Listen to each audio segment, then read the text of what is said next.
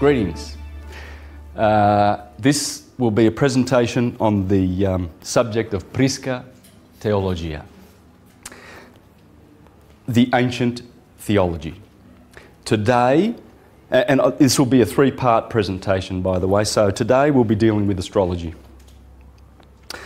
And we're going to study and look into Western Hermetic astrology, okay? As opposed to Vedic or Chinese astrology, this is, the Prisca Theologia is a Western school from Egypt. It's Hermetic, and it's Mercurius Trismegistus, or Hermes Trismegistus, okay? So this is what we're going to be learning, Hermetic wisdom. And then next week will be Astrotheology, and this will be the series of the three under Prisca Theologia. Astrotheology is, here I'm going to be dealing with mainly the Bible, the Judeo-Christian works, and show many proofs of its astral origins. And I've touched on this on many presentations that I've done, but this will be solely devoted to astrotheology. Then we shall deal with, on the 20th of November, with the occult science of Prisca Theologia and esoteric wisdom. So, occult, well, what's something occult? Is that from the devil? Well, when you put an O there, in Italian, in my language, that's hidden. Is that two Ds? Yes? No? Yes. Yes. Occulto. Occulto. And the French say occulte, Spanish ocultado. So it's something that's hidden. So when you uncover something, it's like, oh, so there it is. All right. It's not evil, as they want you to believe in the church, the occult. It's something that's hidden. So we're going to uncover a lot of hidden stuff. Now, astrology is a wonderful science which really uncovers the physical nature, physics, and metaphysics, the spiritual nature of the universe. So we're going to be doing some deep metaphysical studies today. But I'm going to start from kindergarten level fundamental stuff, showing the physics underpinning the science of astrology. And then we see how that works with the causal metaphysics part of astrology. So we're going to deal with the cause and effect, the whole lot. That's what this is. That's what astrology is. It reveals to you who Isis is, nature, and then the invisible causes. So we're going to do that. I think we'll have some fun. What do you think? Yeah. Now, the ancient theology was given to us by Mercury, Hermes. Mercury, Hermes, Thoth or Thoth, Nebo, according to the Babylonians, Marduk, according to the Assyrians, Buddha in the East, Buddha, the Mercury aspect. Mercury is the closest planet to the Sun. Therefore, Mercury is in the electrical current first from the Sun, and it's fast, 88 days to do an orbit. Okay. Now, what I'm going to get into a little bit later is a new interpretation of the solar system according to scholars like Keshava Vahat, Walter Russell, etc. Okay, and it's a vortex solar system. So there's a sun, and then the planets follow in the wake of the sun. Okay, we're going to deal with that later because we've got to understand the physical aspects of this science. Now, Hermes is mind. That's what it is. It's mind. Mind conceived of these wonderful things.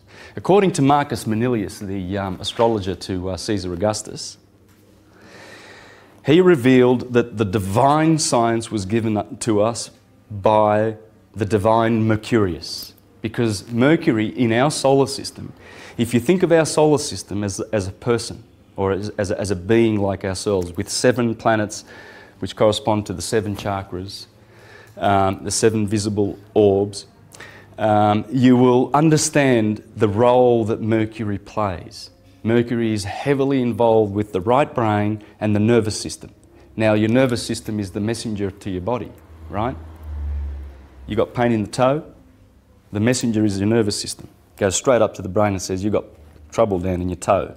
So Mercury is the messenger of the gods. He delivers the messages from the Christ-like conscious sun centre of our solar system. Simple as that.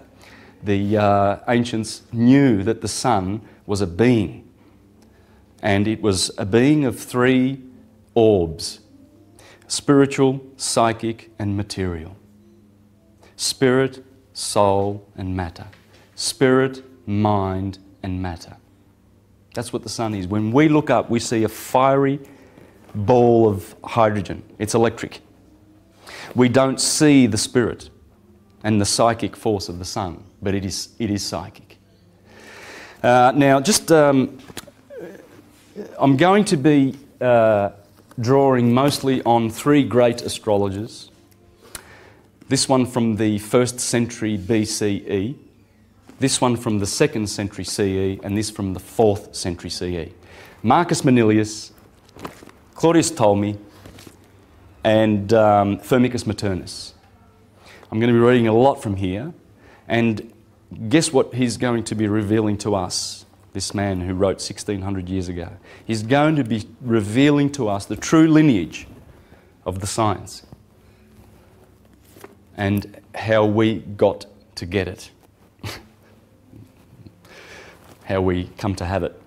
So I'm going to be drawing mostly on these guys and a couple of others, Al-Biruni and Ibn Isra from the 10th century, so from the Middle Ages, and your more modern ones like Thomas H. Burgoyne and Pappus. Okay, so what we've got is if we've got a historical moment, and there's your first. So you've got BCE over here, and Common Era over here from this point here.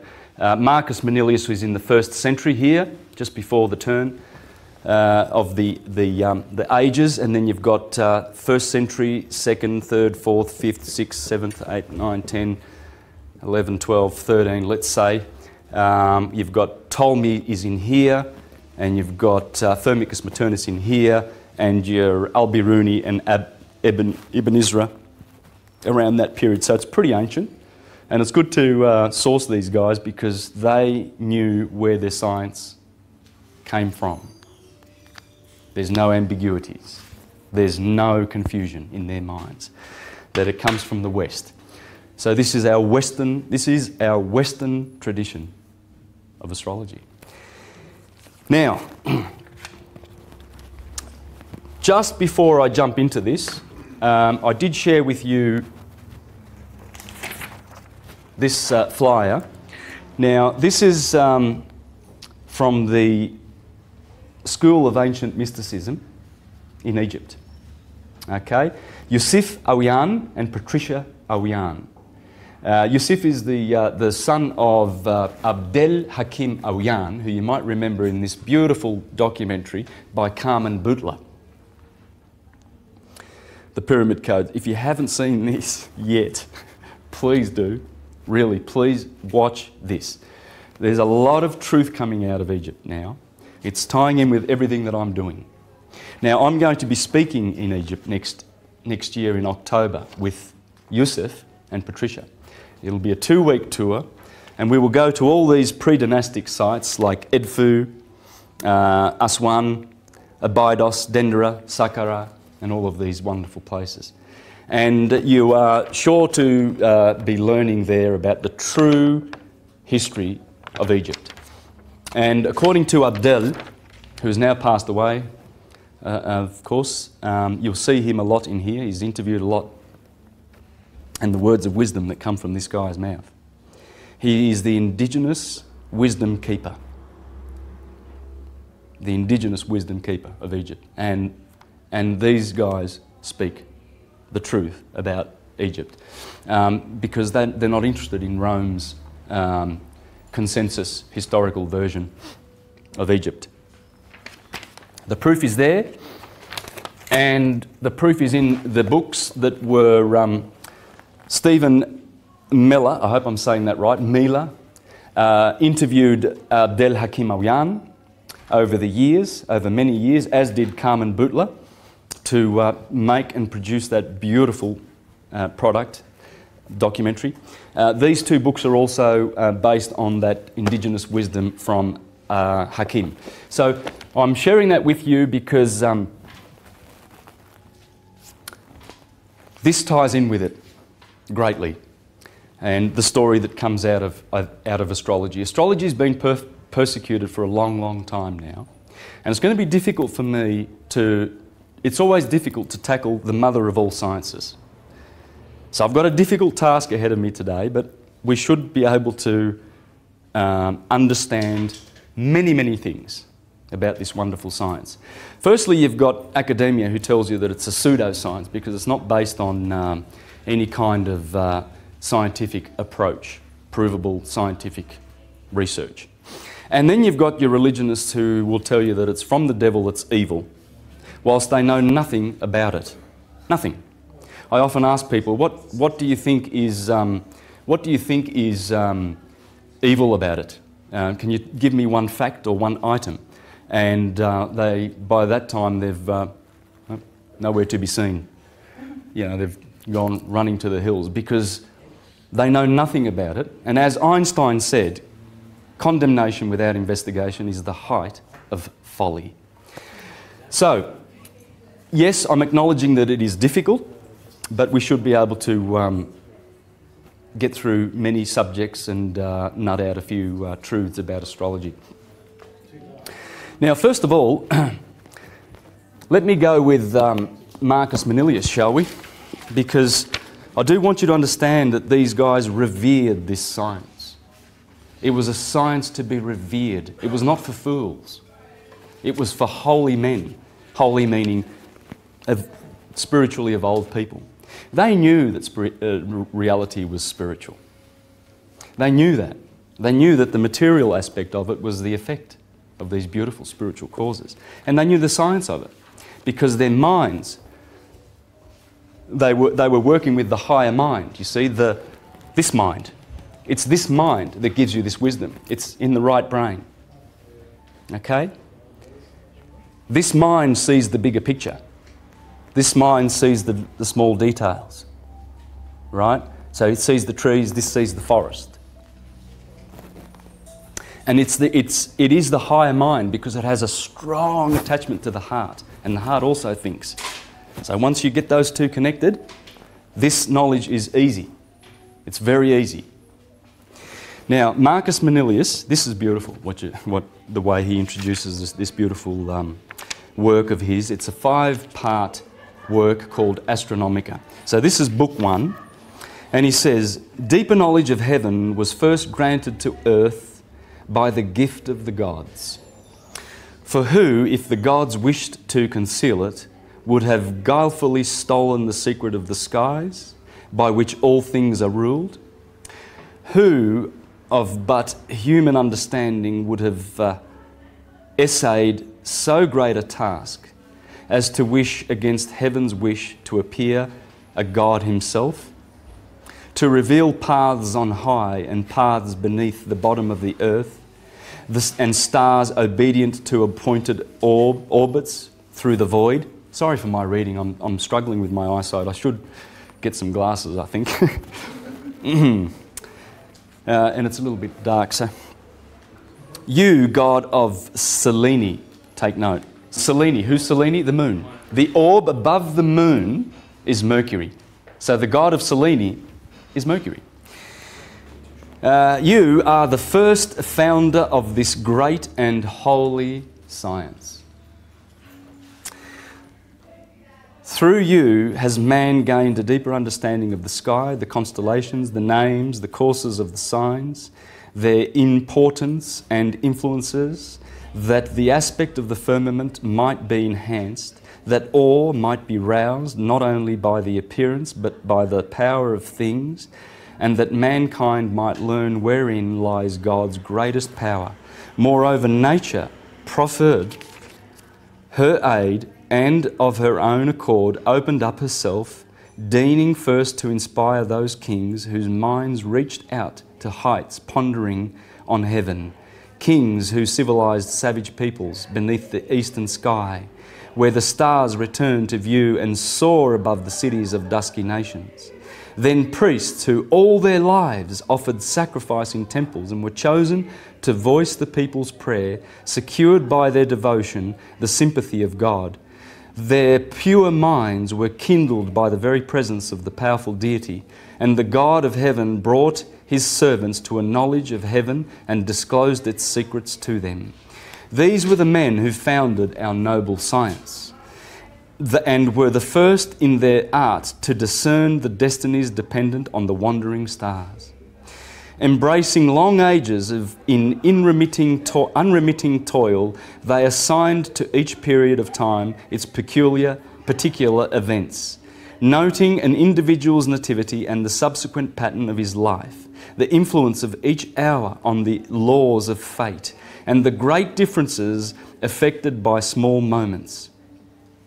After every aspect of the sky had been observed, as the stars returned to their original positions, and each figuration had assigned to it its powers of influence in accordance with the sure cycles of destiny, they, by repeated practice and with examples pointing the way, experience built up the science, and from wide observations discovered that by hidden laws the stars wield sovereign power, and that all heaven moves to the eternal spirit of reason, and by sure tokens distinguishes vicissitudes of fate.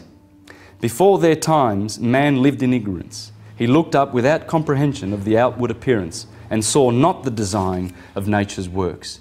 He gazed in bewilderment at how strange new light of heaven, now surrounding at its loss, now joyful at its rebirth, nor why the sun so often rose, putting to flight the stars. Look, I can read on, but that's enough. The point I'm making here is that he's clearly saying that these wise priests observed and studied, applied themselves to this science, and came up with what we're going to be learning today. Now, another attack against astrology is the fact that we have processional slippage. What is processional slippage? Well, just quickly, I won't spend too much time on it because I've discussed this in other presentations, so it should be clear. And if you are already an astrologer, you should know a little bit about this, right? People poo-poo astrology because they say, there's how the skies were given to us. That's how they were given to us. These are the signs of the day. These are the signs of the night. March the 21st sits here, and this begins the spring solstice, summer. Therefore, these are the hot photosynthesis period of the year. This is the winter, cold, death. Life, death, good, evil, etc., etc. So they gave us this, and 2,000 years ago, the skies for 2,000 years, so from 2000 BCE to year 1 BCE, for 2,000 years, that is, in fact, exactly how the skies were. These constellations were aligned, and it only happens for 2,000 years every, say, 25,000 years in the precessional wheel. So they were lucky at the time because it was all calibrated, it was all aligned. But since then, what's been happening is the equinox, which happened there, has now been journeying for 2,000 years, through the age of Pisces, and the equinox is now there, poised to enter the age of Aquarius for 2,000 years, this 30-degree delta. So it's been travelling through this mutable water for 2,000 years. Jupiter rules Pisces, and there's a reason why I'm mentioning that. And mutable water is also very important to take note of. We are now going into fixed air, okay? Now, as the sun did that, so people born, say, like myself on the 24th of March, were considered now to be Piscean, because the equinox is, Pisces is sitting behind the equinox on the 21st of March. It's no longer Aries. Aries is over there. So we have a problem. Or do we? Well, this is how people reason who study the effects of astrology and don't understand the causes. I'm going to explain the causes by reading from various sources, okay? So let's put that back to there, and we shall change it not, because that is fixed forever. And I will show you why. Okay, Firmicus Maternus and the others, but I'm going to read from here, give us the reason why you do not change this. There are not 13 signs, there are 12 in this Hermetic wisdom. I'm aware of Ophiuchus. He grabs about 20 degrees of the ecliptic. Sure, I'm aware of the fact that the Hindus are saying, oh, you're a Piscean now, you're not an Aryan. And I'm aware of Chinese astrology and how it agrees and disagrees with this. What we're doing is this. Okay, this is our school for today. And you'll be thankful that you learnt this Western wisdom from Egypt, because it's the oldest, and it is the science that was developed like this, and regardless of precessional slippage, that science applies. Thomas H. Burgoyne.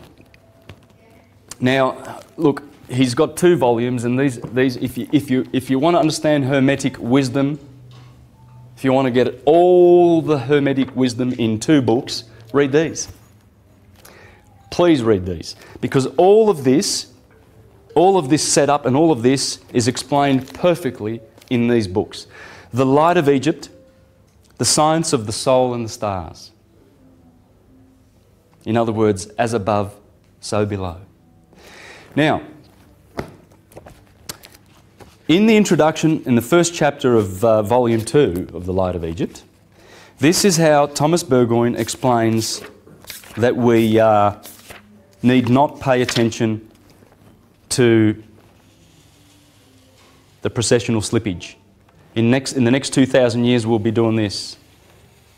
It will forever be migrating, and it takes 24,000 years to go right around, okay? 24,000 years, and we go through the Golden Age, through the Silver, through the Bronze, and through the Iron. And the Iron Age, in fact, is this portion here, Pisces. We've copped it bad in the last 2,000 years. That's the Kali Yuga. It's the Kali Yuga. We are now entering the Dvapara Yuga. All right? Dvapara means 2, second. And then beyond that is the 3, Treta Yuga. And then Satya means, well, I think it means bliss or consciousness. Yeah, so because it's the Golden Age and it's going to be great. It's going to be great. All good things are coming, all good things. And this is the science that predicts all this. And it's not doing it by, you know, some hocus-pocus guesswork kind of magic. It's doing it by science. It's pure science. You can predict everything with this science. When you know your birth chart and when you see where the planets are placed, you can tell exactly how your life is going to pan itself out. You can. You can tell why you look the way you look, why you behave the way you do. You can tell how your relationships are going to be going with spouse, partners. You can tell how much fortune you will have with wealth, what sort of honours you will receive in your life, etc., etc. It's all there. And you're going to learn this by the end of today. How to do these, how to see these in your own birth charts. We're going to go and see what Saturn does to your birth chart, what the sun's doing in your birth chart, what's the moon doing there. Why are they always so placed? And what does it mean?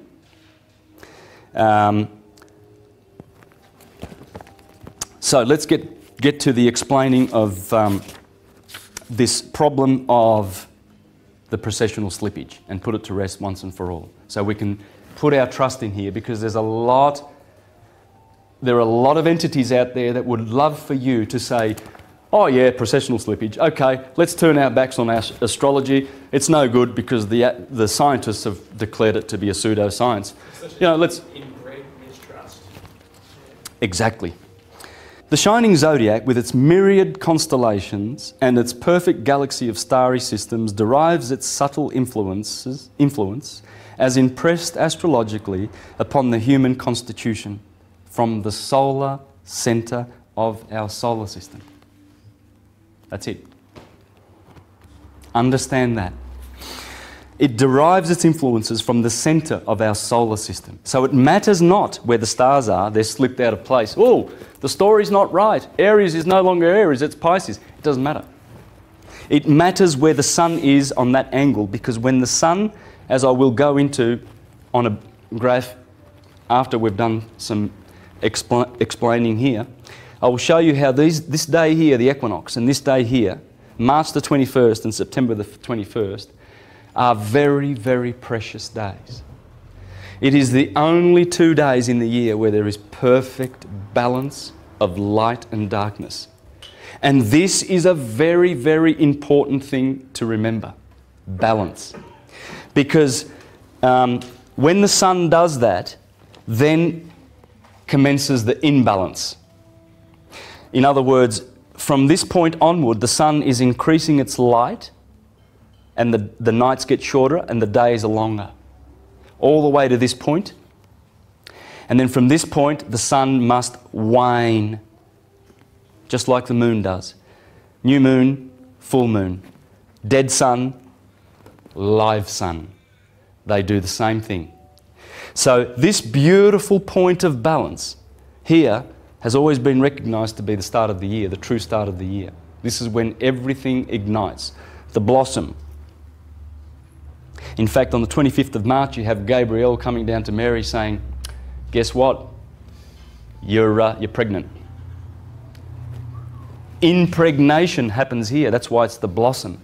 The sun, the Christ, impregnates the moon in Virgo, opposite. The full moon is always opposite. You see, this is some real good metaphysics here, guys. This comes straight out of the Bible. It's full of it.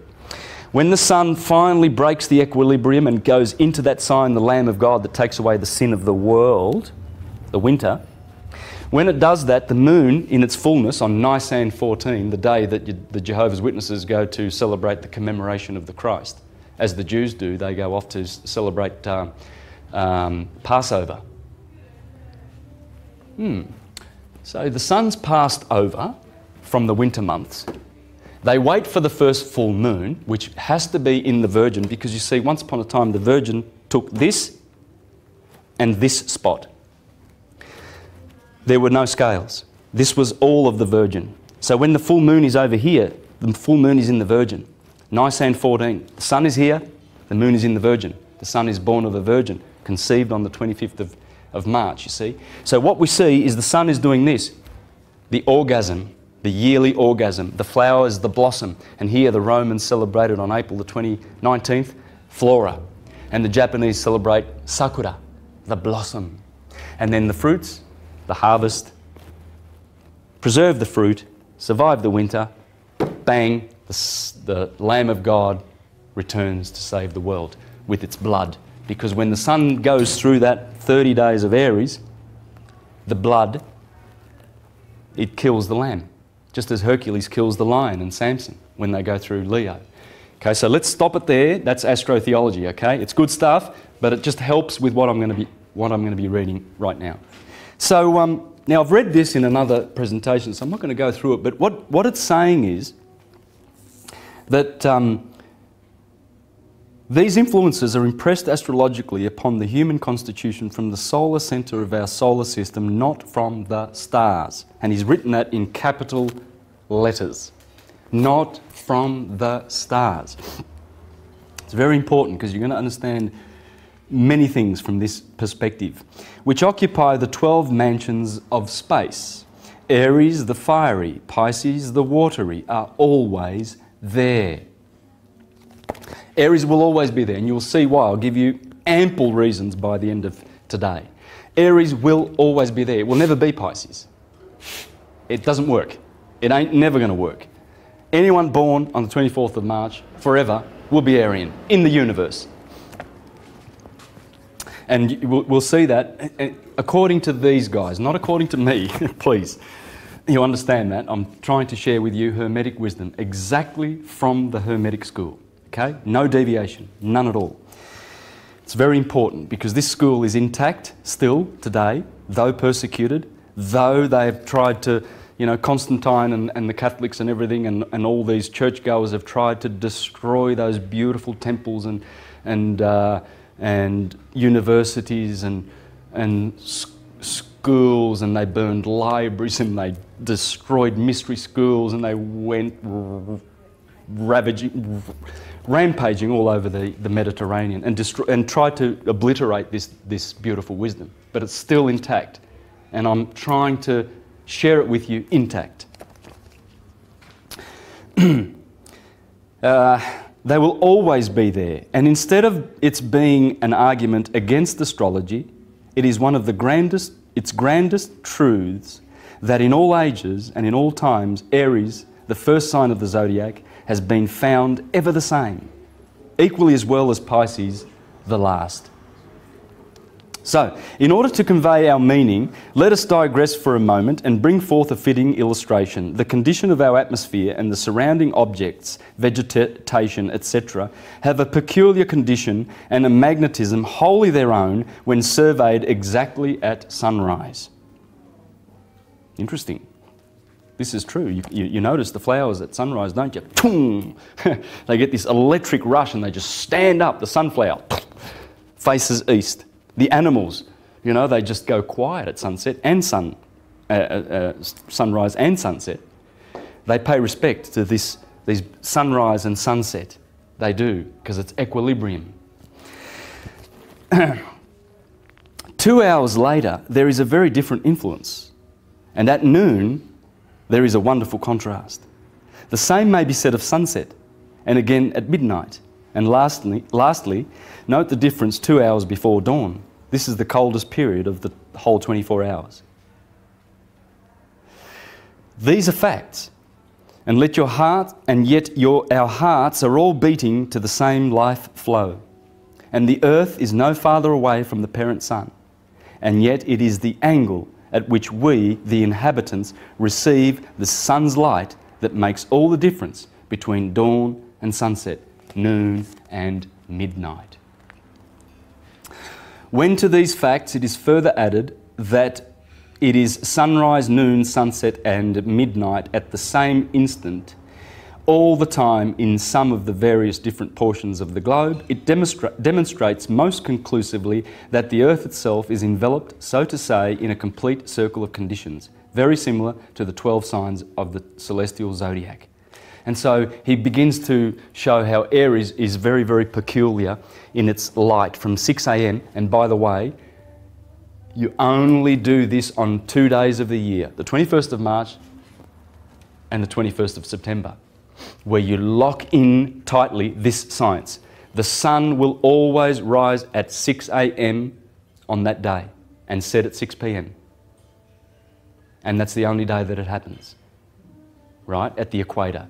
It's the only day. These days are precious. If you only understood how precious they are, that in that day we go through a stargate of equilibrium, and we should honour and respect those days. Because what happens fractally in your body is everything harmonises, and everything harmonises on that beautiful day of balance.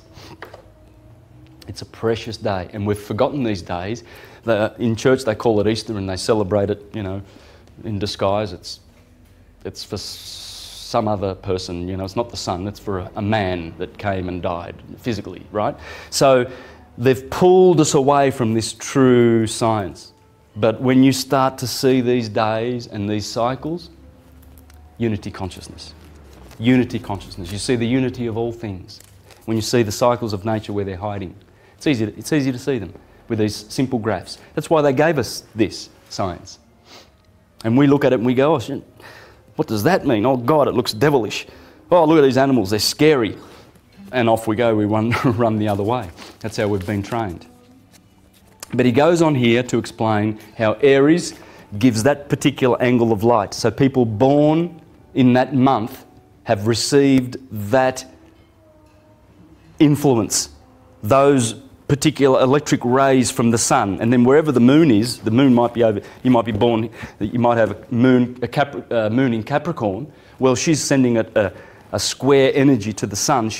They're squaring off to each other. So you need to see that her light, which is reflected back to us, is also doing something to the sun in that sign and to us that are born here on the earth. Their influences are distorted or strengthened according to where those planets are laid out. And we'll understand this by the end of the day, how they influence one another. So, and then he goes on to say how Taurus then has a different angle of light, and the animals and the flowers and everything have a sort of a relaxation time. This is electric, this is magnetic, back to electricity, back to magnetism. So it's like masculine energy, feminine energy, masculine energy, feminine energy. Okay, let me progress. So with this astrology today, hopefully we'll know how to heal ourselves. So this is for our physical benefit and for our spiritual benefit. So we're going to go into the healing aspects of astrology, and this is a great book. I'm just going to pop that up for the camera. This is a really good book for learning how you can benefit from astrology. You can benefit your health with it. Okay. Sorry, what's it called? This is Your Health in Your Horoscope by Stefan. Here's my eyes again. Stennard. Strange colour there. Okay. So we're going to do that, and we're going to discuss the houses.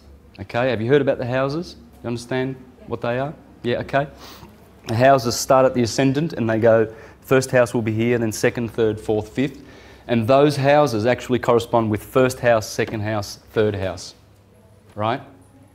We're going to learn that. So your houses, your health, we're going to do, and we're going to, of course, get right into the physics and the metaphysics. How does that sound? Pretty good? I reckon. I think we'll have some fun. Now, we have a binary star, which is Sirius. I've shown this enough in my presentations, I think, but this is a great book by Walter Cruttenden dealing with the lost star. And in here, he pretty much proves that we're in a binary. Well, binary might be a deceptive word, actually, because, as I'm going to show, Sirius has another star that goes around it, so it's trinary, at least. And there are more stars too. I mean, Procyon, Alcyone in the Pleiades has always been considered to be a major player in our star system. All right, so it's a star system, but we can call it a binary because we know that there is a direct relationship with Sirius and our sun, and I'm going to show you this relationship. It's wonderful. So what we've got is we've got Sirius that is about 8.4 light years away, I think, thereabouts, okay? And there's our sun, and we are told in this particular book and many, many other sources that we are in a binary, right? So let's sort of see if we can draw that. Yeah, it always goes like that, pear-shaped, but anyway. So I try, but okay. What Sirius has another star. This is Sirius A, and Sirius B goes around Sirius A, and it takes 49.9 years. Okay? That's the signs I always forget. Yeah, this star is a white dwarf, Sirius B. It's a white dwarf. It is harder, 300 times harder than a diamond. It is so heavy that a teaspoon of it will be hundreds and hundreds of tons. I'll get the figures in a minute. I'm going to read from that. Hundreds of tons, a spoonful of it. It is spinning on its axis 23 times every minute. This is a sun. This is a star, guys. Right? It's that heavy. Imagine how heavy it is. It's 300 times harder than a diamond. And every minute, it goes about this fast. In fact, my finger, I did this exercise yesterday to work out how fast I should be going. This is about how fast it's spinning on. Can you imagine a star doing that? It is so powerful magnetically that it directly affects our Earth. I'm going to show you how. In here, it is all explained. In 1989, when this little fella here, this very heavy, hard little fella, when he passed between Sirius A and our sun, with its Earth going around here, for 2 weeks prior to that very moment, in 1989, our Earth sped up in its, I think it slowed down first, a couple of seconds in its revolution, and then once this went away, it sped up again. When you understand how important this is, you see, the Egyptians taught us that this was Isis. This is the most important star in the sky.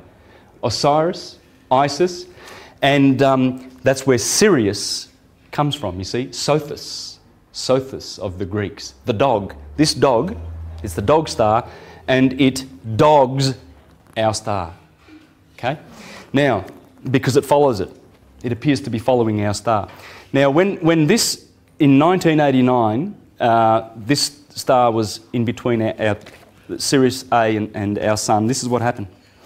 The Earth's rotation period relative to this star, the spin rate slowed down in 89, losing a full second per day for a period of several weeks before the event, and then sped up again, gaining a second per day for several weeks after the event. Take note of that, man. That's a star that's 8 light years away. It slowed and sped our Earth. So when people say, oh, the influence of the stars, well, imagine if that star way over there, now imagine all the planets that are getting around our solar system that are so closer and so much more dynamic in our solar system, imagine what they are doing. In fact, you will learn that they are doing everything. Everything that you see, everything, every material shape that is in your eyesight is manifested by those seven orbs in our solar system. Without them, no manifestation. This doesn't happen. Poof. Take away the sun, we're gone. Take away the moon, Jupiter, any one of them, we're gone. You cannot damage that configuration. Even though our solar system has been unstable and it has lost components and it has components added to it, like Venus. Marduk was, the asteroid belt was once a planet. Now, I want to read something about Sirius.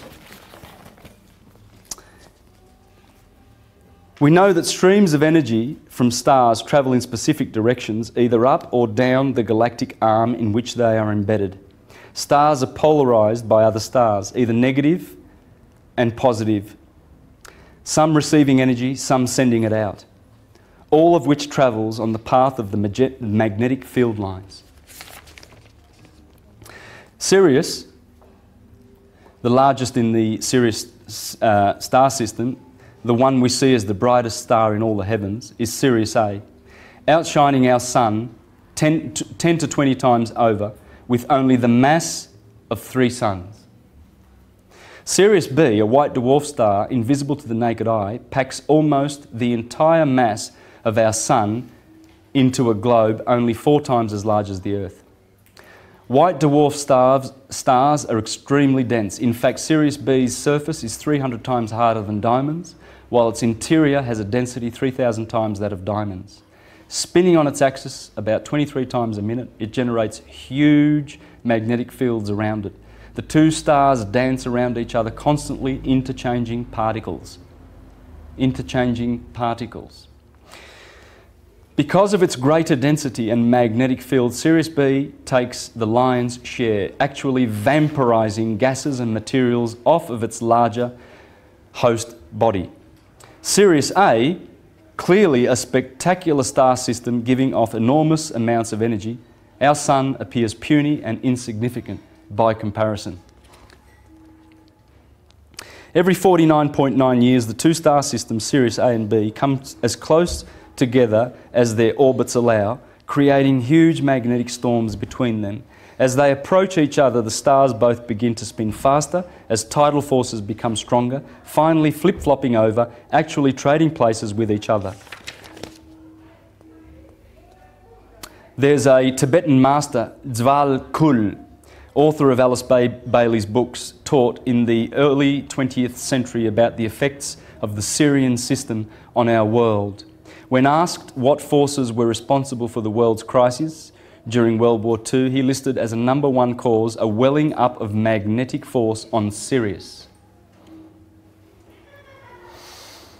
which produces effects upon our solar system, cause and effect. You see how the stars are causing? They are the causal ones. They are the causal ones. They are the fountains, the father fountains of life, according to Hermes, which produces effects upon our solar system and particularly upon our Earth. He proclaimed the Sirian energies stimulated both the best and the worst in humanity.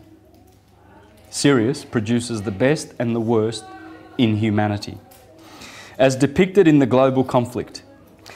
Now, there's a lot of other interesting things in this article, but for instance, here's one. On January the 1st, you look straight up at midnight and you'll see Sirius above your head. Try 1 o'clock if you've got daylight savings, but anyway, you'll see Sirius, the brightest star in the sky. Below your feet at midnight on December the 31st, the sun will be at midnight directly below your feet. So you look up, there's Sirius, and the sun is directly below your feet. So there's that alignment. That's what's called perihelion. It actually lasts from the 1st of January to the 4th of January, okay? Perihelion, peri meaning closest point, it's perigee. But in dealing with the sun, you use the expression helion because helion is the sun. So that is perihelion. So when would apohelion be? 6 months later. Exactly. What's the date? That would be around about July the 4th, wouldn't it? Okay. So that's persistent, don't always be antipodes at that point? Always, yes, it's there. That's where perihelion is at January the 4th, right? Let's call it the 4th because that's what a lot of scientists out there now are saying. They're saying it's a fact, it's slipped, it's the 4th, okay? So that would make apohelion, the distance furthest from the sun, July the 4th, right? Or around early July. Let's find out what's going on around those days, shall we? Sirius is also associated with liberation. So we just learnt that Sirius brings out the best and the worst in mankind. In fact, according to ancient teachings, the very concept of freedom itself resides in human consciousness because of the influence of this star system. She represents freedom. She's the freeing one. Interestingly enough, the time each year our sun conjuncts Sirius at 14 degrees Cancer is close to July the 4th, America's Independence Day. Bastille Day, the French equivalent of Independence Day, is 14th of July. And Canada celebrates its independence from England on July the 1st, Dominion Day. Venezuela's Independence Day is observed July the 5th. I wonder whether this has got anything to do with Sirius now. And Argentina's is celebrated on July the 9th. Iraq's Freedom Day, when the new coalition government took control, happened on June 28th. We get the point, don't we? We see that influence. We see what the stars are doing. We need to be in tune with them. There's the sun's path around the Earth yearly. And it goes, that's the ecliptic. There's Aries. Aries is always the first, where the point of equilibrium is broken. Okay, it's always the first, and Pisces is over here, the last. This is physics. This is pure science, what you're going to learn. So that sine wave is produced. We're going to draw this sine wave up on the board now, okay? There it is in the skies. There's the ecliptic of the sun going through all the 48 constellations of the heaven, and they are like this. The ecliptic, Aries in the head, all the way to Pisces in the feet, the two fish. That's the ecliptic. Here you have 21 northerly extrazodiacal signs. Here you have 15. They make up 36 constellations. Together with the 12 in the middle are 48. Those 36 have to do with the 36 degrees around the circle, 360 degrees around the circle, and the 360 acupuncture points in the body. It all has to do with the stars. As above, so below. Okay, I'm going to show you this. So every sign, Aries has three extrazodiacal signs attached to it. Everyone does. Here you see Aries has Cassiopeia and Perseus in the northern sky. South of it, it has Perseus, the one who brings the light every day. Taurus has one Auriga, the charioteer, in the north, and it has Orion and Eridanus in the south. Let's leave it at that. We'll continue with that in a moment, but that's the ecliptic. And there you will see that to the north are the 21 constellations, and to the south are the 15, and there's 12 through the ecliptic. Okay? There's a modern map with the same thing on it. Now, there's the Earth, and that's the equator, okay? So splitting the two hemispheres. And then we have the Tropic of Cancer and the Tropic of Capricorn. And the sine wave there started at Aries, goes up to Cancer, through Libra, down to Capricorn, back up to Libra. That's the sine wave, okay? And that's what the sun is doing. Obviously, I haven't wrapped this sine wave around the globe, otherwise it'd be very long, and I want to keep all the information there, okay? So there's your solstice. Here's March the 21st. Here is June the 21st. Here is September 21st, or 23rd, whichever you want to go with, and December the 21st, okay? These represent the solstices. These are the longest day of the year and shortest day of the year, okay, from the northern hemisphere perspective. And these are the days of equilibrium. Let's bring that sine wave around into itself. And there, what do we have? See this?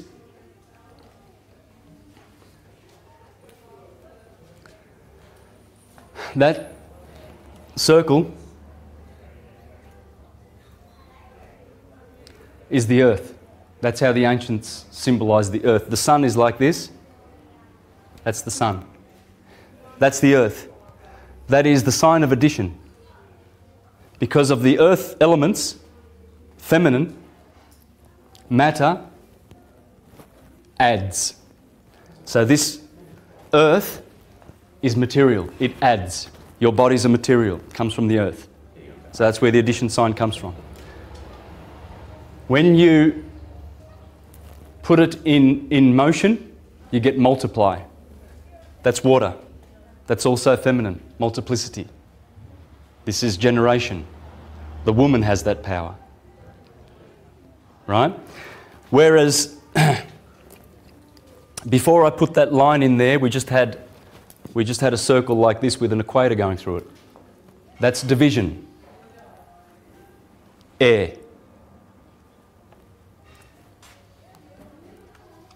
Subtraction. That's division, that's fire. So you see the four mathematical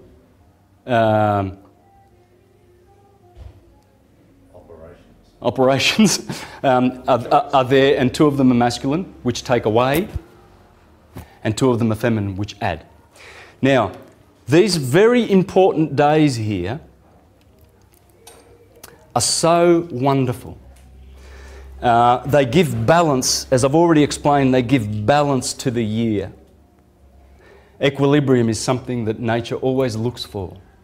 You see, the photon, it wants to go straight, but there's always something pulling it to the side and creating a creational wave.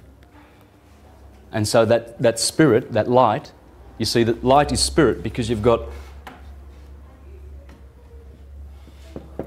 I'm sort of going side by side here, juxtaposing the physics with the metaphysics. Are you enjoying that? Is that okay? Yeah, because this is pretty deep stuff too, right? So, spirit, what other words do you get from that root? Yeah, exactly. Same thing. So your spirals are doing that. Does that look like a serpent? Yeah, well it is. So anyone care for a helix? Serpent and sept.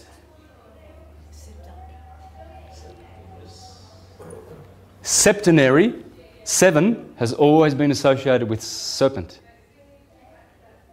Same root word. Serpentary, septenary. Okay, so this little serpent always, the Quetzalcoatl, the feathered serpent, you see, our sun is considered to be a feathered serpent. The Egyptians did that. They did disc, and then they did the wings, like that, and the sun disc in the middle there, the feathered serpent. Okay? Well, it is, because it's got wings. Our sun is spiralling through the Milky Way galaxy. And it has a spirit body. And so the spirit, the serpent, the septenary, is able to manifest in the sine wave. What other words can you see in that? The sine wave. That's the sine wave. Do you see the word sin? Sin is the fact that we have entered the material world in the sine wave, which is sin. So in other words, born in sin means born in sine wave. Well, we were born in time. This is how it works. This is the metaphysics of it. They are the 10 heavens.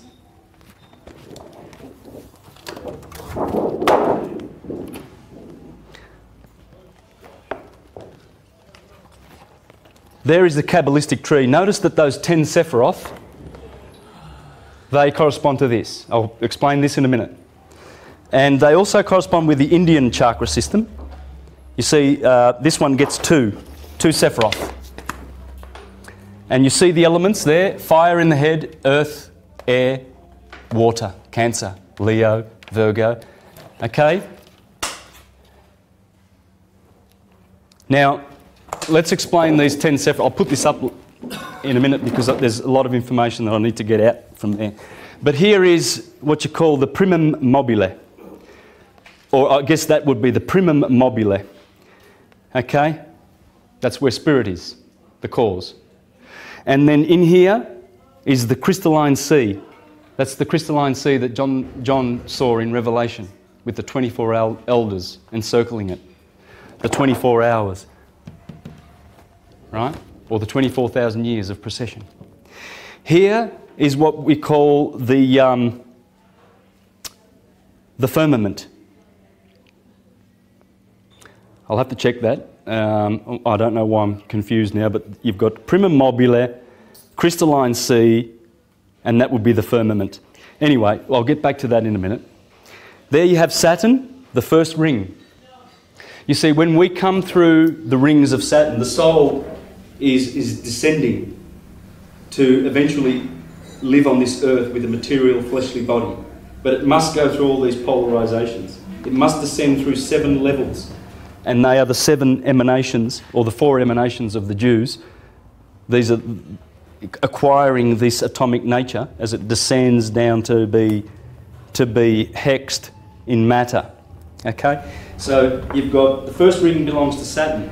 Do you know what his name is in Greek? No, Greek. Chronos, chronology, time, chronometer, right? He's the timekeeper. He keeps the time, the sine wave. That's why when we are born down here, when we get born down here, we're born in sin, because we're born in the sine wave. The sine wave is through your body. Okay, and it's septenary. It's an octave. Look, every septenary is rounded off to an octave. So, you know, you've got an octave of music, which consists of 7 diatonic notes. Okay? There are 7 days of the week, there are 7 liberal arts, there are 7 everything, all right? You've got 7 vital organs in the body, 7 visible planets in the solar system, the 7 Elohim of Genesis. My God, the list goes on and on and on. I don't want to bore you. But these are the 7, because that's the number of physical matter. As these go around and create all their various shapes, like the particles of an atom, creating molecules and bodies and cells, cellular bodies, so do these guys here enable these physical bodies that we are carrying to be sustained and vitalised. They are the ones that are responsible. And we have those 7 chakras in our body exactly as it is here. The sun is always in the middle kingdom. It's in the heart. It's the heart chakra. Above the heart chakra, we have 3 chakras. That's the inferior world, which goes up to heaven, the pineal gland, the ruling, controlling endocrine gland body of the other 7 of the endocrine system. Okay, but below the sun is the infernal world, and ruled by Mercury, Venus and the moon. And these are the feminine ones. Gaia, Earth, the moon, Isis or Nephthys. Mercury is a hermaphrodite, so it gets to be, you know, bisexual. Venus is feminine, and all these are the boys in the inferior world, because they are to do with these. It's simple. It's just physics. Okay, so as we go down into Saturn's kingdom, he's also called Satan in the scriptures. We are in the kingdom of Satan, right? Satan has blinded the minds of the unbelievers, of course, because when we come from unconditioned consciousness and we hit those rings of Saturn as we descend, and we accumulate those 7 vices, but we have to unlock those vices and turn them to virtues as we go back up Jacob's ladder. Well, once we hit Saturn's rings, we're in the kingdom of Satan. And he blinds our minds because he gives us Maya instead of the truth. And we go around trying to work it out, you know, and until finally we awaken. Until finally we break those, we get the energy flowing up, and we get baptized in the Jordan River, which is the Eridanus. That's the Jordanus. When you get baptized, you know, it's no use staying in the lower chakras. They're useful for energy and vitality, for sure. But if we think and live in there, we're never going to get it. We have to transmute. We have to grow. We are very, very fortunate. There's a consciousness descending upon us, and it's incontrovertible, it's inevitable, and we either benefit from it or we get lost on the wayside, because many will not grasp it and many will not benefit fully. Eventually they will. Everything returns back to the ether. We all become ethereal eventually as we ascend. And we must ascend from the solid molecular carbon 666, 6 protons, 6 neutrons, 6 electron bodies that we've been hexed with. And in fact, I've shown this many times. If you flat pack a hex, that's what you get. That's the hex. We've been hexed. Okay? In fact, that's the Japanese kanji. Chinese kanji for earth is just that. Okay? And they don't like the number 4 in Japan. Right? There's in the north of Japan, there's a whole series of cities that are called by their numbers: Ichi, Ni, Sun, go. Sun, and then rather than going to Yon, which is 4, or even using Yon, they will avoid 4, like we avoid 13. So there are these 7 towns in the northern of Japan. I've been through there, and you've got Ichi no he, Ni no he, San no he, and there's no 4. It goes to Go no he, goes straight up to 5, because no one will live in that city. That 4, the 4 which comes from the unpacked hex, the 4 elements, you see that's, I'll get this right, water, earth, feminine, because this line of the cross is feminine. So you've got earth is over here, water is over here, and I'm going to put north and south because nous is fire, and spirit is air. So you've got fire and air running down the masculine line, and you've got water and earth corresponding to north, east, south and west. Okay? That's how it works. Everything is interrelated, and I don't go looking for it. It's there. I didn't put it there. It's there. You know, I mean, people say, "Oh, Santos, your New Age theories are ridiculous." You know, I get the on YouTube and that. and first of all, New Age. I mean, what does that mean? Didn't I just say Prisca Theologia, Ancient Theology? Aren't I talking about Hermes? Wasn't he like in the past? Yeah. New Age and theories. They're not my theories. This is not opinion. I didn't put the Tropic of Cancer there. You know, I didn't invent spiral and spirit and share the same word. And then another thing that people say to me is one person wrote in, hate to be negative, but I'll just squeeze this one in.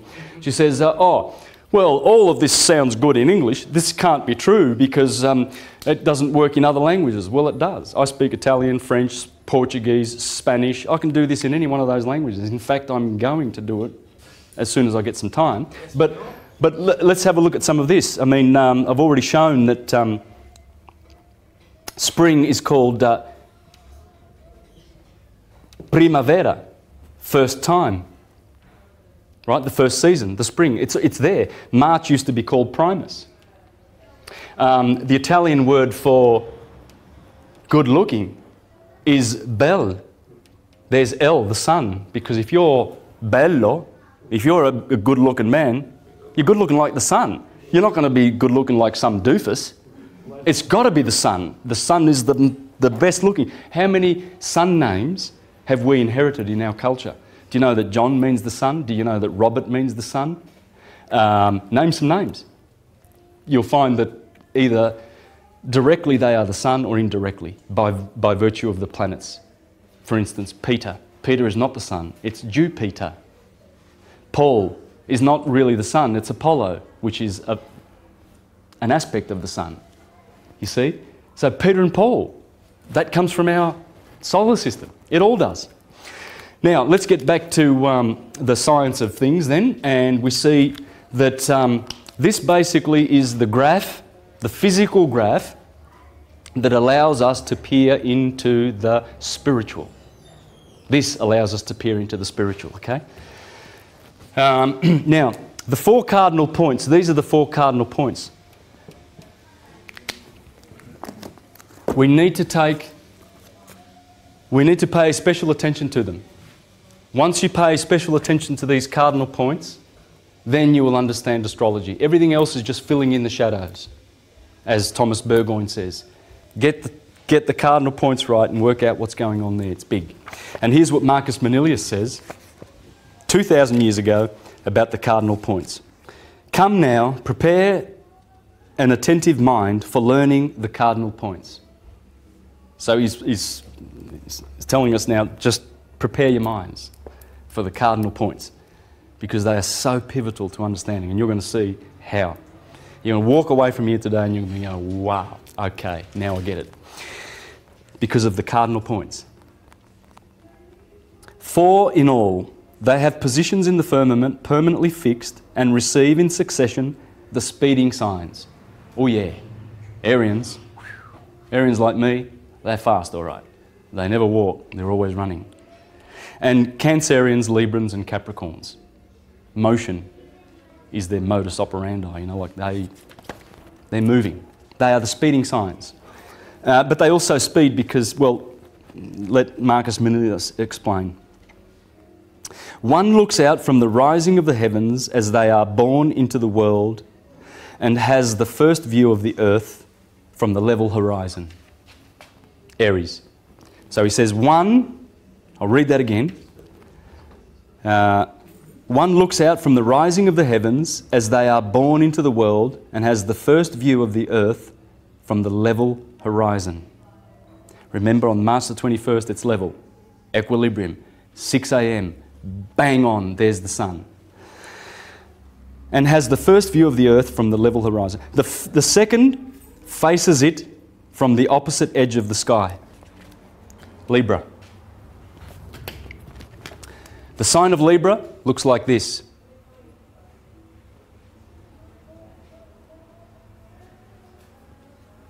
What does that look like to you?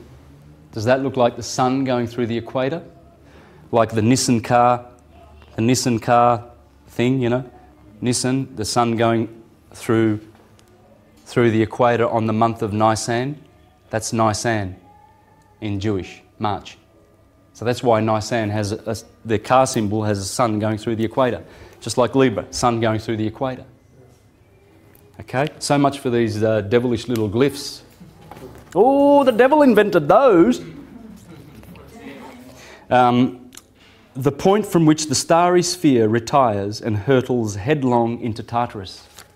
So Libra is at the point where the starry field retires and hurtles headlong into Tartarus. This is Tartarus down here, remember? The inferior regions. In fact, inferior is how the Latins call winter.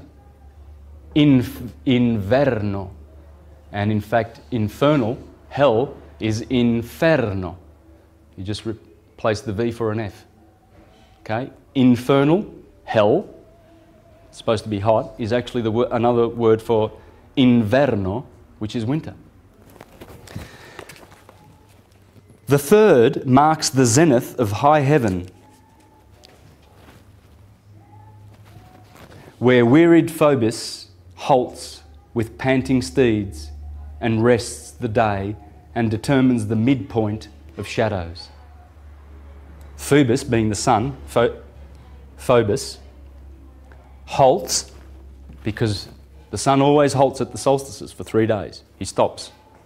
His 4 steeds. The sun is always travelling with 4 steeds. You'll always see it in alchemy and pictures of the sun. And these are the 4 steeds, the 4 horsemen of the apocalypse. How many colours are the 4 horsemen of the apocalypse? Can you tell me? The white horse, the morning sun. The green horse, or the pale horse, the green of summer. The red horse, the sun setting at before sunset. The black horse, the sun in the darkness of night and winter. They are the 4 horsemen of the apocalypse. Because the apocalypse means the revealing. See, the year, as the sun goes through those 12 signs, Jesus going with his 12 disciples, he is revealing the good and acceptable year of the Lord. So he's going around with his 4 horses, his 4 steeds. The cardinal points, they are the steeds. The 4th occupies the nadir and has the glory of forming the foundation of the sphere. In it, the stars complete their descent and commence their return. At the equal distances, it beholds their risings and settings. These points are charged with exceptional powers. And the influence they exert on fate is the greatest known to our science, because the celestial circle is totally held in position by them as by eternal supports. They are the pillars of Hercules. They are the pillars of Samson. They are the twins in the Bible. You always have Jacob and Esau, Cain and Abel. Cain and Abel, the 2 trees in the Garden of Eden. These are the 2 watchtowers. These are the 2 everything. The twins. That's the atlas. Push those two. Yeah. They did not receive the circle, sign after sign in succession, flying in its perpetual revolution, and clamp it with fetters at the two sides and lowest and highest extremities of its compass. Heaven would fly apart and its fabric disintegrate and perish. That's how important the cardinal signs are. Each cardinal, however, enjoys a different influence. They vary according to their position, and they differ in rank. First place goes to the cardinal which holds sway at the summit of the sky and divides heaven in two with imperceptible meridian. Cancer, first place. She is ruled by the moon. The moon rules in Cancer, and the moon is the sphere. The moon is our mother. It's the ovaries of the solar system. Earth is also our mother, but Earth is our physical mother. The moon is the spiritual mother. Our spirit descends from the moon, from Cancer, the closest point to the Earth.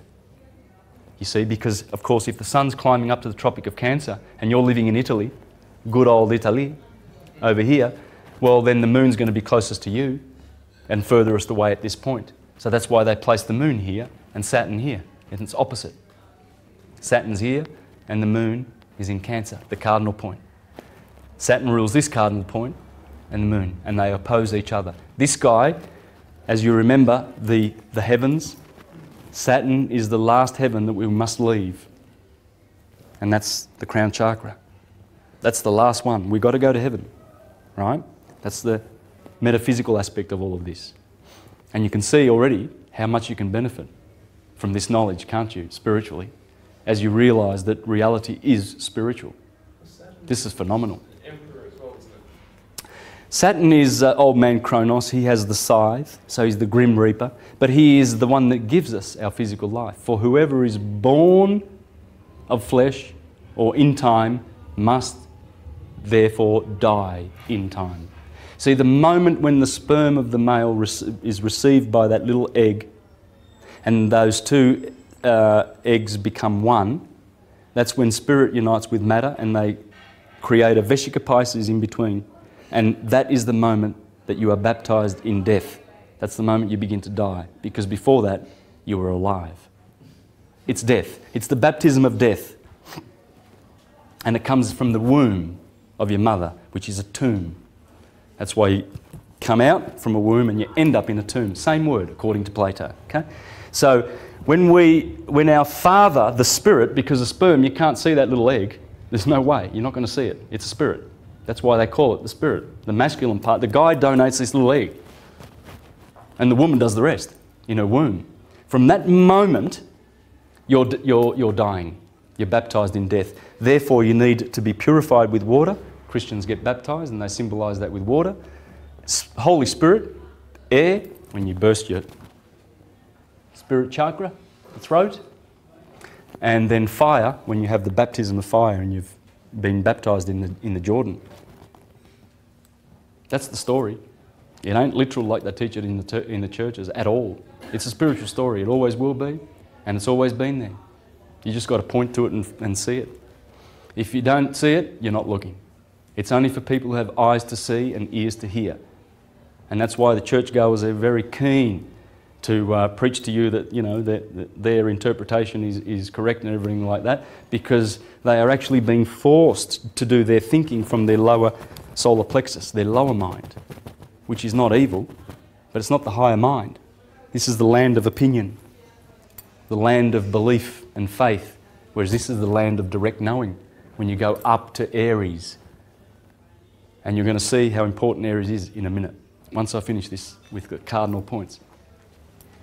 So each cardinal, however, enjoys a different influence. They vary according to their position and they differ in rank. The first place goes to the cardinal, which holds sway at the summit of the sky and divides heaven in two with imperceptible meridian. Enthroned on high, this post is occupied by glory, truly a fit warden for heaven's supreme station. So all distinction and reign by awarding honours of every kind. Hence, of course, did you pick that up? By awarding honours of every kind? Of course, because it corresponds to the 9th house in astrology. And the 9th and 10th house have to do with, well, religion, fate, visions, authority, glory, distinction, power, career, honours, dignity, fame, profession. Of course, because the sun is in its zenith in Cancer. He is most influential. So, of course, you in your life, you're going to receive honours and glory in the prime of your life. So you see how the houses work? Take note. The cardinal points teach you this. This is the point, as it says there. I'll read it again.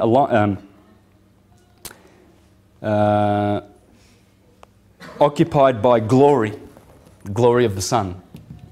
This cardinal point is occupied by glory. It's a glorious position. It's Jesus coming into Jerusalem and being enthroned as king. Heaven's supreme station, so that she may claim all that is preeminent, arrogate all distinction, and reign by awarding honours of every kind. That's where your honours come from. Hence comes applause, splendour, and every form of popular favour. Hence the power to dispense justice in the courts, to bring the world under the rule of law, to make alliances with foreign nations and one's own terms, and win fame relative to one's station. The next point, though situate in the lowest position, bears the world poised on its eternal base. In outward aspect, its influence is less, but is greater in utility. It controls the foundations of things.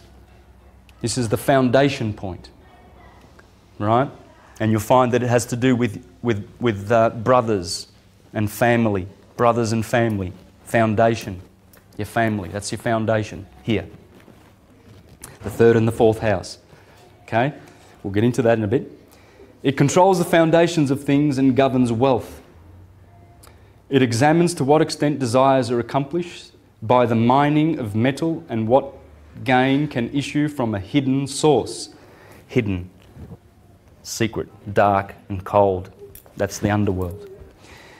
The third cardinal, which is on the same level as the earth, holds in position the shining dawn, where the stars first rise. Aries, right? Where day returns and divides time into hours, is for this reason in the Greek world called the horoscope. That's the horoscope, because Horus is rising on the scope. And it declines a foreign name, taking pleasure in its own.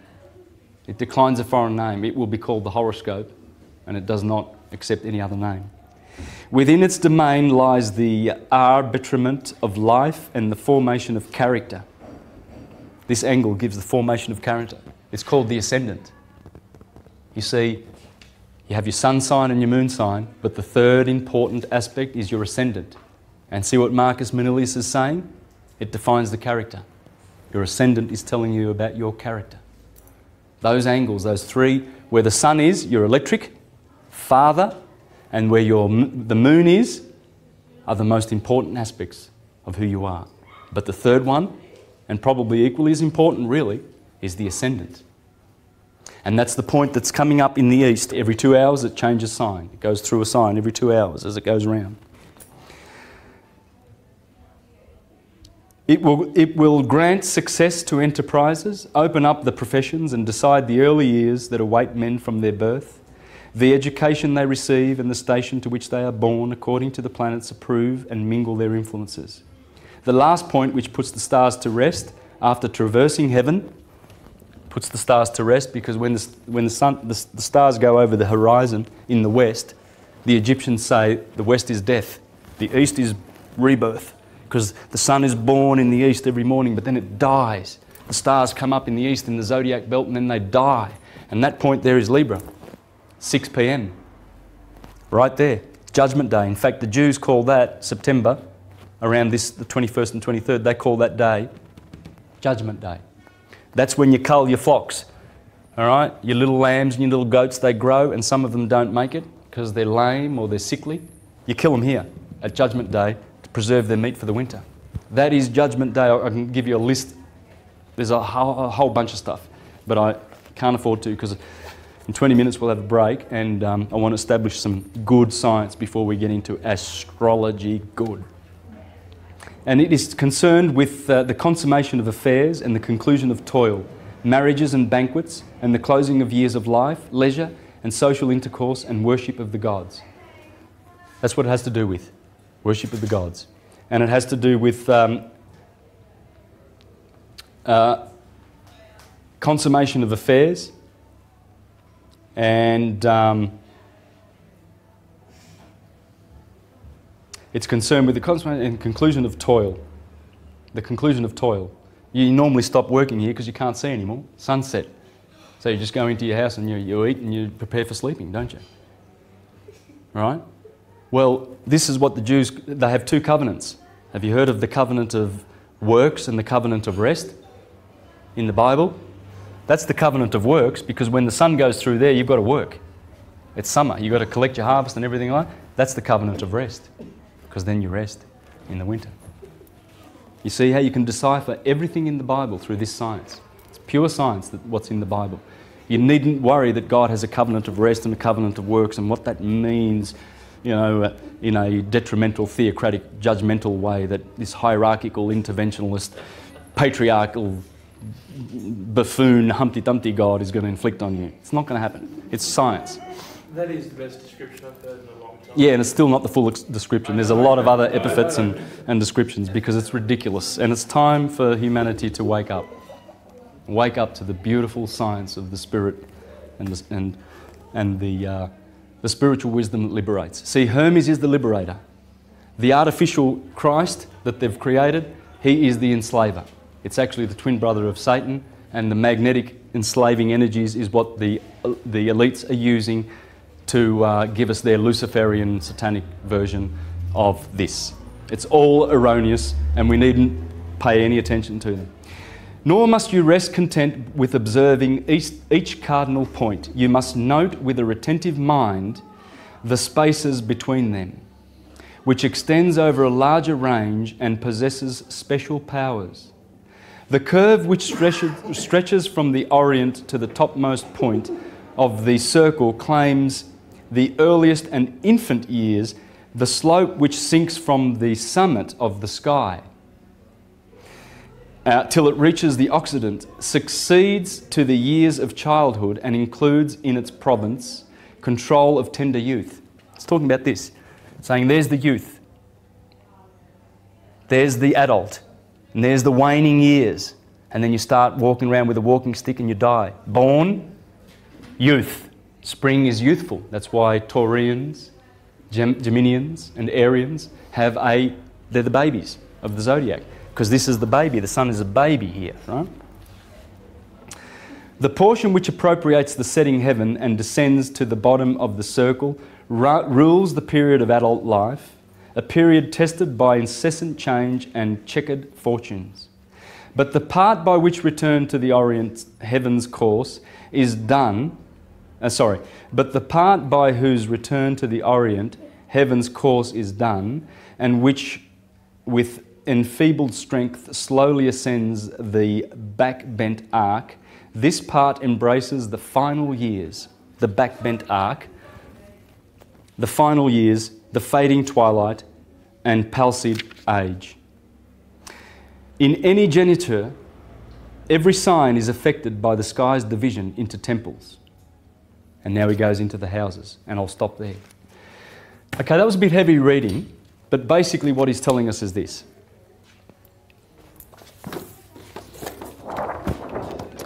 Let me just start this again. And we're going to do a big version of this. So what we're going to do now is we're going to do the same thing, except now the Tropic of Cancer is here and the Tropic of Capricorn is here. So what you can see what I did, that original circle in here, remember, I've made it large now, okay? And here is your, there's your cross. Remember the earth. That's the symbol for the earth. The ancients knew what they were doing. Oh yeah. Now, so the sun here at December the 21st is climbing the mountain. That's the shortest day of the year.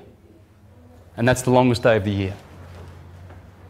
Very important to understand that, because that is obviously the beginning of a waxing waning cycle. Is it not?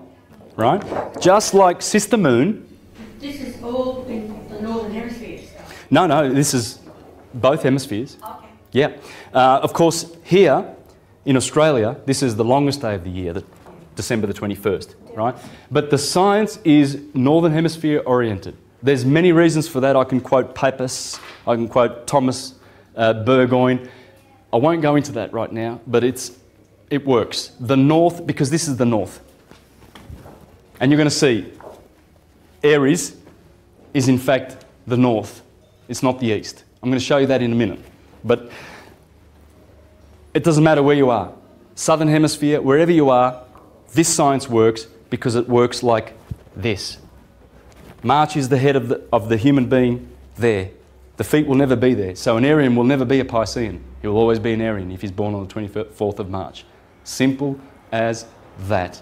The sun is in your head, it's not in your feet on the 24th of March. It will always be like that. Because once it splits that point there, see, let's have a look at this point. Equilibrium, equilibrium. So here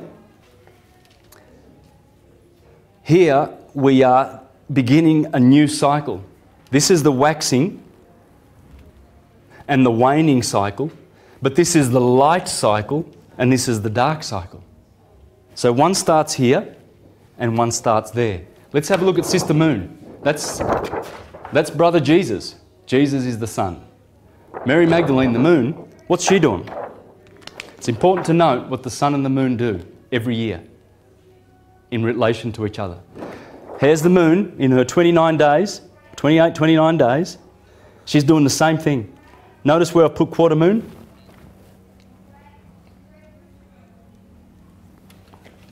It's quarter moon right now. Actually tonight, if you look up, you'll see it's quarter moon, right? Venus in the east, beautiful. She's come up now. It's only a few days she's been up.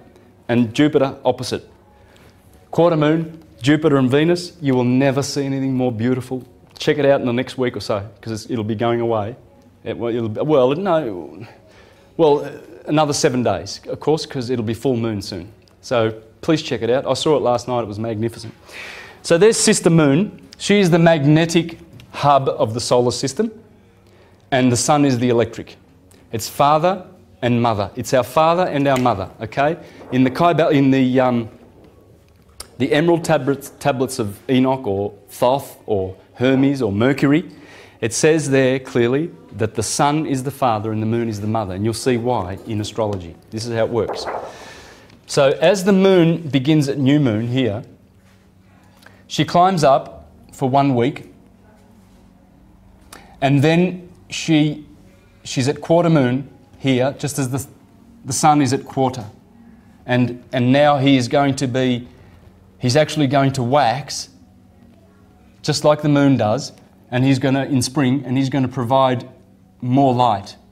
Because down here, there is more darkness than light. He is obstructed in his vitality and his ability to give us that summer energy, to revitalise the season so that we can eat and live.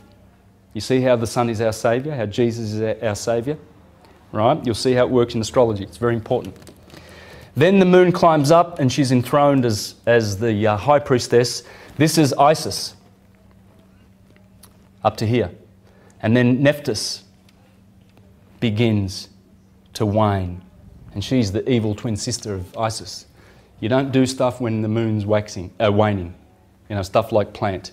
My father, this little Virgo Italian man from Calabria, he used to go around, we grew up in the Victorian Alps, tobacco country, and he always grew stuff. He can grow anything because he knows the moon. He knows the moon backwards. He knows when to plant what, when, where. And he'd go around to all the neighbours and he'd say, see your carrots? They're not going to survive. And they'd be going, dang, Vic's just cursed my carrots. And they got, and they didn't survive. Because your potatoes, they're good, that's good. And when did you plant those? No, that's no good. This is good, that's good. He went around to everybody's gardens and told them how they were going to succeed. You think astrology's got nothing to do with anything? This is where you plant. You plant in this portion when the moon's rays have a certain polarization, because they polarize one way here and polarize another way there. Okay, in the waxing and the waning. The sun is the same. We need to observe the sun in the same light. He waxes, he wanes. He's in his kingdom of light, he's in his kingdom of darkness. And this is how the metaphysical aspects of how astrology is to be understood. One more thing that we need to understand, okay? And I'm going to be reading from a beautiful passage from this book to explain to you something amazing. And you're going to be heads up on all other astrologers with this information. I'll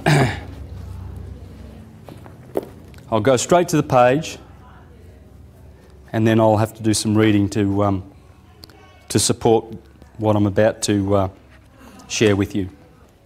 This is what Firmicus Maternus tells us, okay? He tells us that the ancients gave us a universal birth chart. The universe has a birth chart, and guess what? Aries is the medium caelum, the MC, the mid-heaven. Aries. Because Aries is the mid-heaven. It is the heavens. When you face up, when you're daily, when you get about and doing your things, your Aries is always at the top in the heaven. This is considered to be heaven, because in here and in the Taurus, which is this part of the body, are the most precious stars. Sorry for all this running around there, cameraman.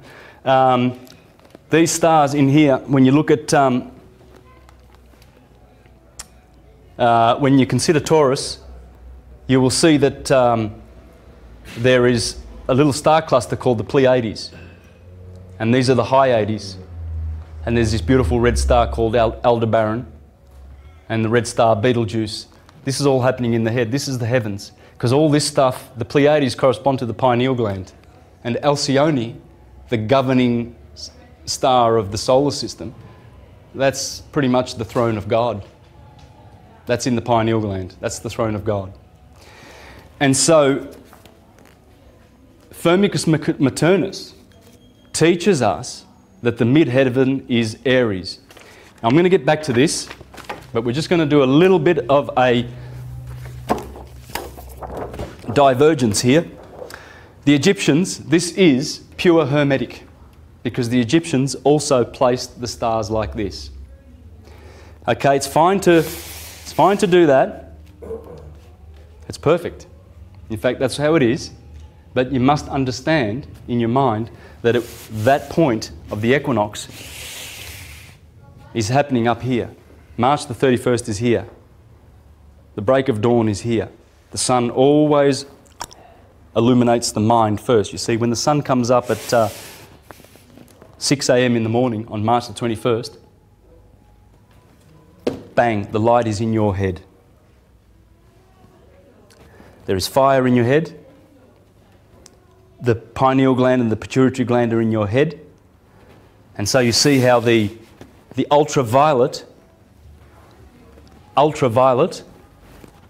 infrared, because red is the bottom chakra and violet is in Aries, right?